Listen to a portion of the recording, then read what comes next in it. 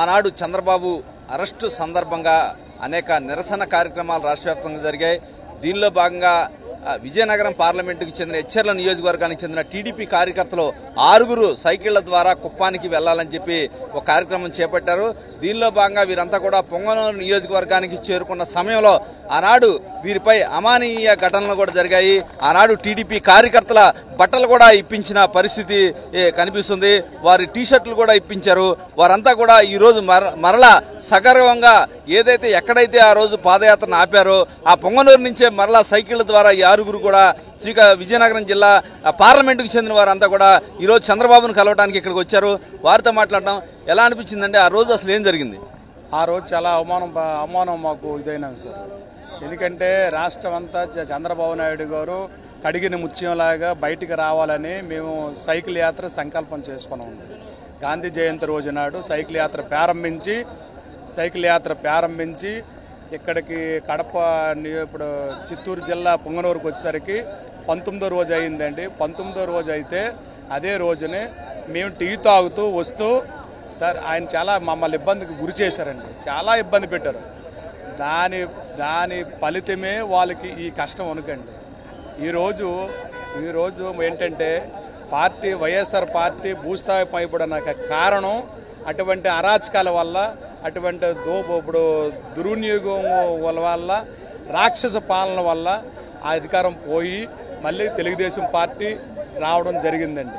అదే మాదిరిగా మా ఎంపీ గారు అదే ప్లేస్ నుంచి జెండా పాతి మళ్ళీ మా 6 అక్కడి నుంచి సైకిల్ యాత్ర చేసుకుంటూ ఈ మహానాడుకు వచ్చామండి. అయితే మరికొంతమంది సైకిల్ తొక్కుంటూ వచ్చారు. ఏంటండి అసలు ఆ రోజు ఏం జరిగింది? మీరు ఏం కార్యక్రమం సంకల్పించారు? సార్ ఆ రోజు మేము ఒక టీ కొడితే టీ తాగుతుండగా సుధాల మెట్ట దగ్గర పెద్దిరెడ్డి అనుసరులు సూర్యని వ్యక్తి వచ్చి మమ్మల్ని చాలా భయబంధం పెట్టారు సార్. ఎక్కడి నుండి వచ్చారు? శ్రీకాకుళం నుండి వచ్చి ఏంద్రా ఎక్కడ వచ్చి మీ నాయకుడు ఎవడు చంద్రబాబు నాయుడా లేకపోతే పవన్ కళ్యాణా? ఏంద్రా మీకు ఎక్కడికి వచ్చి మీకు అమ్మఒడి అందలేదా, అది అందలేదా, ఇది అందలేదని మా జెండాలు తీసి మా అధినాయకుని కూడా నేను పోనీ మాట్లాడి చాలా హింసించాడు సార్. హింసించినా సరే బాబు ఏదో వచ్చాము మరి అలాగే కుప్పం పోతాము, తిరుపతి చూసుకుని కుప్పం పోతాం అన్నా సరే నేను పోనీ మాట్లాడాడు సార్. ఆడి మమ్మల్ని కింద పరిచి మా సర్పంచ్ మెడలోను కండువా తీసి కింద నిప్పించి మా బట్టల గట్ట ఇప్పించి మమ్మల్ని చాలా ఇబ్బంది పెట్టారు సార్. ఇబ్బంది పెట్టినా సరే ఆ ఇబ్బంది చేసుకొని కుప్పం వరకు సైకిల్ యాత్ర ముగించాం సార్. ముగించిన తర్వాత మళ్ళీ మీకు పొంగనూరులో ఎక్కడైతే ఇది జరిగిందనేసి మా ఎంపీ అప్పలనాయుడు గారు మళ్ళీ అదే విధంగా మళ్ళీ అక్కడ నిన్న మాకు సన్మాన కార్యక్రమం చేసి మళ్ళీ అక్కడి నుండి జెండా ఊపి మా పొంగనూరుని స్టార్ట్ చేసాం సార్ మళ్ళీ యాత్రని, సైకిల్ యాత్రని. అయితే కార్యకర్తలకి జరిగిన అవమానం పట్ల స్థానిక ఎంపీగా చొరవ తీసుకున్నారు. ఈ రోజు ఎక్కడైతే అవమానం జరిగిందో అక్కడి నుంచి మహానాడు ప్రాంగణానికి వీరందరినీ తీసుకొచ్చే చొరవ తీసుకున్నారు. స్థానిక విజయనగరం ఎంపీగా ఎట్లా అండి మీ వాళ్ళకి ఆనాడు జరిగిన ఘటనకి మీరు ఎట్లా వారికి ఈ కార్యక్రమం చేయిస్తున్నారు? ఎట్లా అనిపిస్తుంది? ఈరోజు చాలా ఆనందంగా ఉందండి. ఎక్కడైతే మా కార్యకర్తల్ని తెలుగుదేశం జెండాని తీయాలి, తెలుగుదేశం జెండాను నాశనం చేయాలని జగన్మోహన్ రెడ్డి అండ్ పెద్దిరెడ్డి టీం అందరూ కూడా వాళ్ళు ఆలోచించారు. అదే తెలుగుదేశం జెండాని వాళ్ళు తీసిన రోజున వాళ్ళు అవమానం పడవచ్చు. కానీ 5 కోట్ల ఆంధ్రులు చూశారు, తెలుగు వాళ్ళు చూశారు.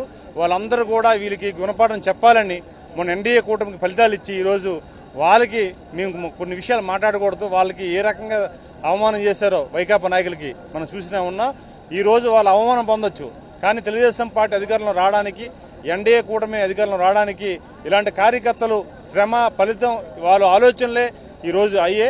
అందుకు గౌరవ ముఖ్యమంత్రి చంద్రబాబు నాయుడు గారు, నారా లోకేష్ గారు వాళ్ళు ప్రత్యేకంగా గుర్తించి గతంలో ఆయన ప్రమాణ స్వీకారం చేసినప్పుడు కూడా వీళ్ళందరినీ కూడా ఒక వేదిక ముందు కూర్చుని పెట్టి గౌరవించిన సందర్భాలు మనం శ్రీకాకుళం వచ్చినప్పుడు కూడా కలిసిన జరిగింది.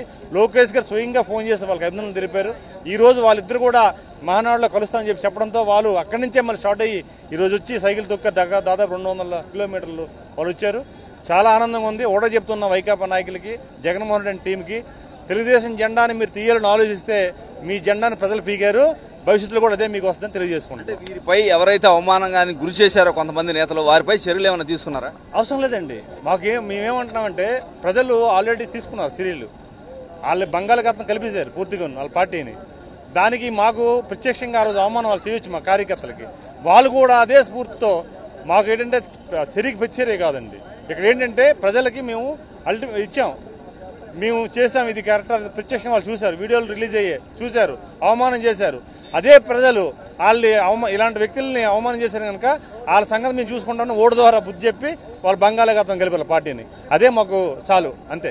ఓకే, ఇక్కడ చూస్తున్నాం ఎచ్చెర్ల నియోజకవర్గాలు చేసిన ఈ కార్యకర్తలు ఏదైతే అవమానం జరిగిందో, ఎక్కడైతే అవమానం జరిగిందో అక్కడి నుంచి సగౌరవంగా ఈరోజు సైకిళ్లు వేసుకొని ఆ పొంగనూరు నియోజకవర్గం నుంచి మహానాడు ప్రాంగణానికి చేరుకుంటున్నారు. స్థానిక ఎంపీ కూడా వారికి దగ్గరుండి మాట్లాడుతున్నారు. ఏదైతే టీడీపీ జెండాలు తీపించారో ఆ రోజు, కానీ సార్వత్రిక ఎన్నికల్లో ప్రజలే వైసీపీ జెండాలను పీకేశారని కూడా ఆయన చెప్తున్నారు. కెమెరా పర్సన్ రాఘవతో రవిచంద్, 10 టీవీ, కడప మహానాడు ప్రాంగణం నుంచి.